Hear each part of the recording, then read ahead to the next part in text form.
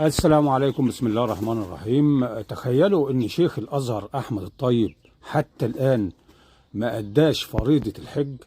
شيء غريب جدا طبعا تستغربوا. وابسط دليل على كلامي لو بحثت وجبت لي حتى صورة ليه وهو محرم او في بلاد الحرمين عشان يؤدي فريضة الحج، هاتها واعرضها علشان نصدق. او فيديو مثلا وهو بيؤدي فريضة الحج، هاته واعرضه علشان نصدق ان هو ادى فريضة الحج.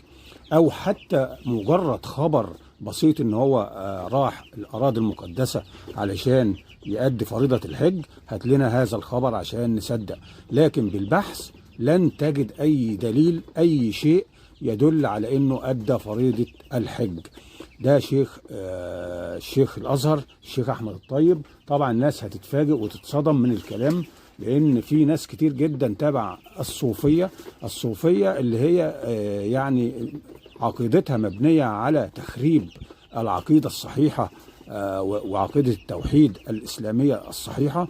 وهو طبعا الشيخ الأزهر أحمد الطيب، اللي الناس اللي ما تعرفش، هو من أصحاب نشر عقيدة التوسل والتمسح بالأضرحة وطلب المدد من الأموات بحجة ان هم اولياء الله الصالحين.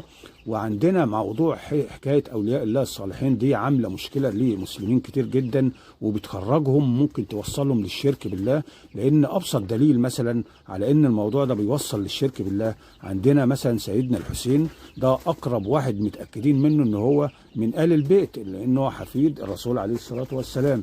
طيب لو انت فكرت كده بالعقل لمدة دقيقة واحدة، الحسين نفسه شوف هو مات ازاي، اتقتل ازاي، مات موت يعني قاسية جدا، وما قدرش حتى يمد نفسه ولا يقوي نفسه ولا يحمي نفسه. وحتى اهله برضه معظمهم اتقتلوا قدام عينيه وما قدرش يحميهم.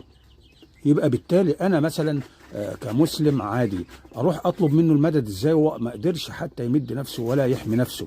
دي ابسط دليل على ان موضوع حكايه ان انا اروح اتوسل بالقبور بتاعه آل البيت واطلب منهم المدد، والقصه ديت دي قصه يعني وهميه بتؤدي للشرك بالله. لكن المطلوب ان انت تطلب المدد من الله نفسه مباشره. الله للانسان او للعبد اقرب من حبل الوريد، وبيقول لنا ادعوني استجب لكم. يعني مش عايز وسيط بينه وبينه. الوسيط ده يعتبر شرك بالله، انت بتشرك مع الله حد تاني، سواء بشر او جماد او حجر او حيوان في عبادة ربنا. وتطلب من واحد ميت وما قدرش حتى يحمي نفسه زي سيدنا الحسين ومات مفصول الرأس وما قدرش يحمي نفسه، بتطلب منه المدد، فده يوصلك للشرك بالله. خد بالك من النقطة دي، مهمة جدا. فالمهم يعني نرجع في الموضوع بتاعنا. ابحث عن احمد الطيب شيخ الازهر، هتجد ان هو لم يؤدي حتى فريضة الحج، لانه صوفي.